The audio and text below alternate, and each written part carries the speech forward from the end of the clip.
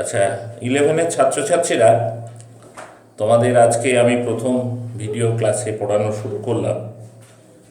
আমরা যে বিষয়টা আজকে আলোচনা করব, তোমরা দেখবে বোর্ডে লেখা আছে আণবিক সংকেত এবং স্থূল সংকেত। ইংরেজিতে বলে এম্পিরিক্যাল ফর্মুলা, স্থূল সংকেত, মলিকুলার ফর্মুলা, আণবিক সংকেত। এই বিষয়টাকে আমরা আলোচনার মধ্যে রাখব। ফর্মুলা তোমরা পড়েছো নিচু ক্লাসে, সংকেত যা দিয়ে কোনো যৌগের একটা অণুকে সংক্ষেপে প্রকাশ করা যায় বা কোনো মৌলের একটা অণুকে সংক্ষেপে প্রকাশ করা যায়। ফর্মুলা কি? Formula shortly express one molecule either element or compound. এখন সেগুলোকে আমরা মলিকুলার ফর্মুলা, আমি একটু উদাহরণ দিয়ে বলছি। ধরুন C6H6, এটা কার ফর্মুলা? বেঞ্জিন। এই ফর্মুলা থেকে আমরা কি জানতে পারি? যে বেঞ্জিন এই কম্পাউন্ডটা তৈরি হয়েছে কার্বন এবং হাইড্রোজেন দিয়ে। আরও জানতে পারি কি? যে বেঞ্জিনের মলিকুলের মধ্যে 6টা কার্বন অ্যাটম আছে, 6টা হাইড্রোজেন অ্যাটম আছে। So this formula, that is C6H6, tells us that benzene is formed by the element carbon and hydrogen. And in a molecule of benzene, there are 6 carbon and 6 hydrogen atoms. This is the molecular formula of benzene. Say H2O. আমরা সবাই জানি জল বা water এর formula. এই formula থেকে আমরা কি জানতে পারি? আমরা জানতে পারি জলটা তৈরি হয়েছে হাইড্রোজেন আর অক্সিজেন দিয়ে, এবং জলের একটা অণুতে 2টো হাইড্রোজেন অ্যাটম আছে, একটা অক্সিজেন অ্যাটম আছে। Water molecule contains 2 hydrogen and 1 oxygen atom, and water is formed by hydrogen and oxygen elements.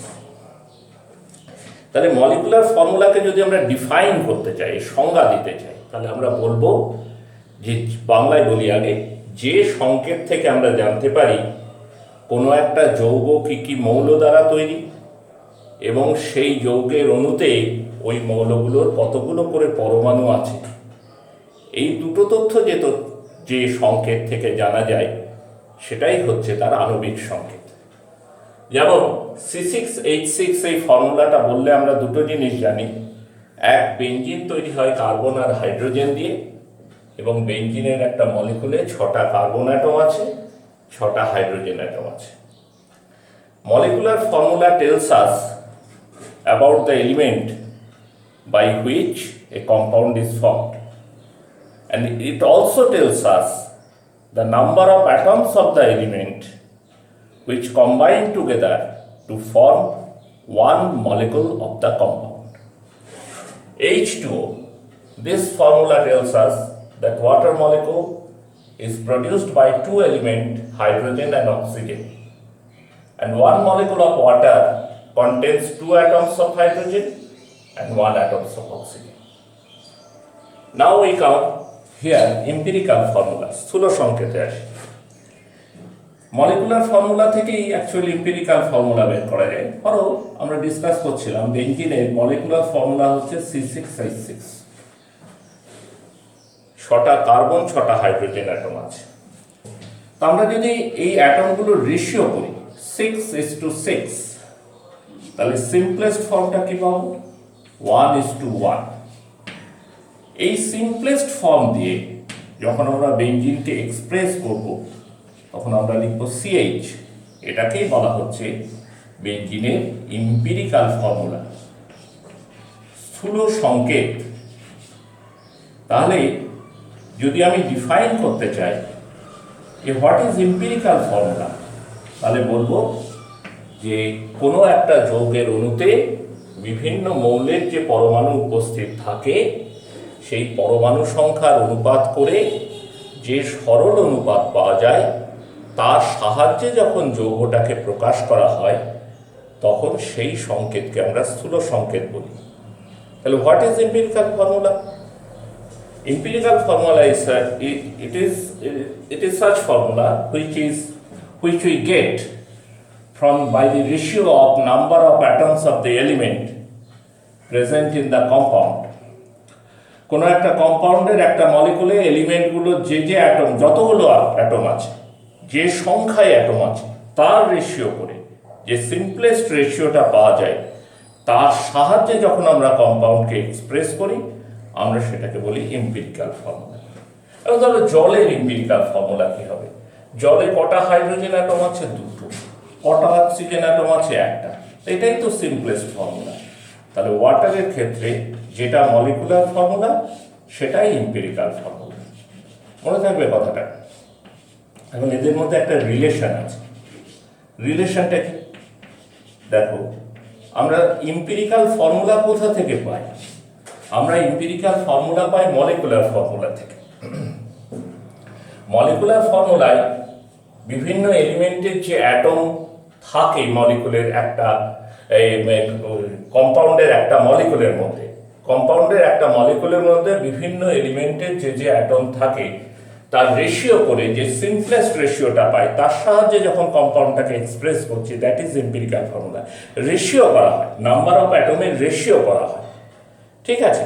Ratio মানে কি? কিছু একটা দিয়ে ডিভাইড করেছি, 6:6 কে 1:1 লিখেছি। তাহলে কোনো একটা কিছু দিয়ে ভাগ করেছি, কত দিয়ে ডিভাইড করেছি? 6 দিয়ে। এবার যদি আমি উল্টো রাস্তায় হাঁটি, আমি যদি এম্পিরিক্যাল ফর্মুলা থেকে ব্যাক করে মলিকুলার ফর্মুলায় যেতে চাই, তাহলে আমাকে 6 দিয়ে মাল্টিপ্লাই করতে হবে।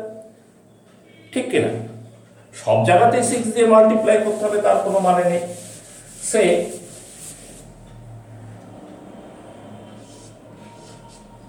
C2H4 ইথিলিন, এটা হচ্ছে ইথিলিনের মলিকুলার ফর্মুলা। এর থেকে আমরা জানতে পারি ইথিলিন কার্বন আর হাইড্রোজেন দিয়ে ফর্ম, আর ইথিলিনের একটা মলিকুলের মধ্যে দুটো কার্বন আর 4টে হাইড্রোজেন অ্যাটম আছে। এবার যদি কার্বন আর হাইড্রোজেনের নাম্বার অফ অ্যাটমের রেশিও করতে যাই আমরা, তাহলে কি রেশিও পাবো? 2:4। সিম্পলেস্ট ফর্মে আনলে 1:2। তাহলে what is the empirical formula of ethylene? Empirical formula of ethylene, ইথিলিনের এম্পিরিক্যাল ফর্মুলা কি?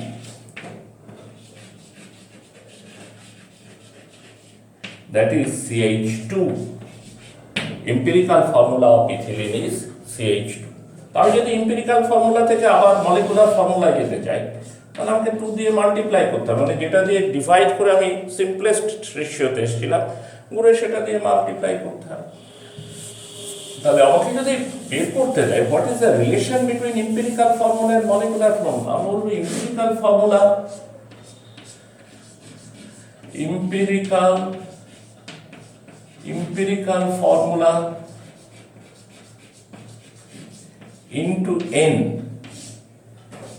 into n equal to molecular formula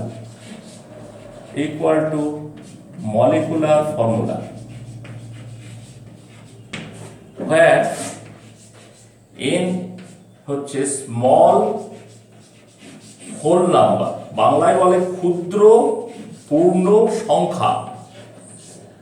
1, 2, 3, 4 এরকম স্মল হোল নাম্বার, ক্ষুদ্র পূর্ণ সংখ্যা। বেঞ্জিনের ক্ষেত্রে n এর ভ্যালুটা 6, ইথিলিনের ক্ষেত্রে n এর ভ্যালুটা 2। যখন n equal to 1 হবে, when n equal to 1, then when n equal to 1, then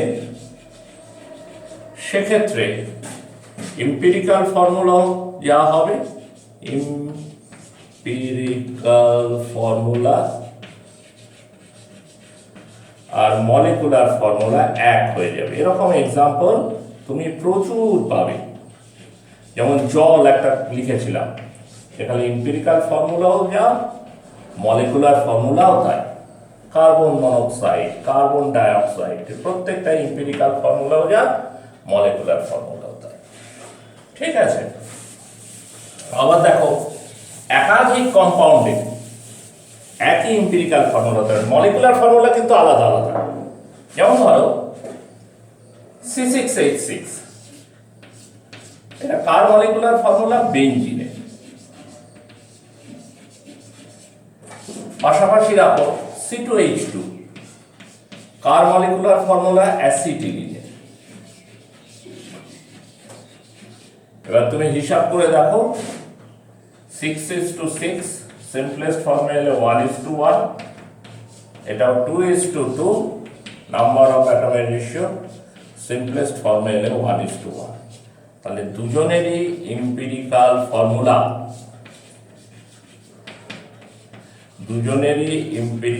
formula হচ্ছে CH। Now empirical formula of both the compound is CH। তাহলে যদিও মলিকুলার ফর্মুলা আলাদা, কিন্তু এম্পিরিক্যাল ফর্মুলা সেম হতে পারে। এর পরবর্তী ক্লাসে আমরা এখান থেকে যে অঙ্কগুলো আসে, যে অঙ্ক করতে দেওয়া হয়, সেগুলোকে কিভাবে সলভ করা হয় সেটা আমরা আলোচনা করব। ঠিক আছে?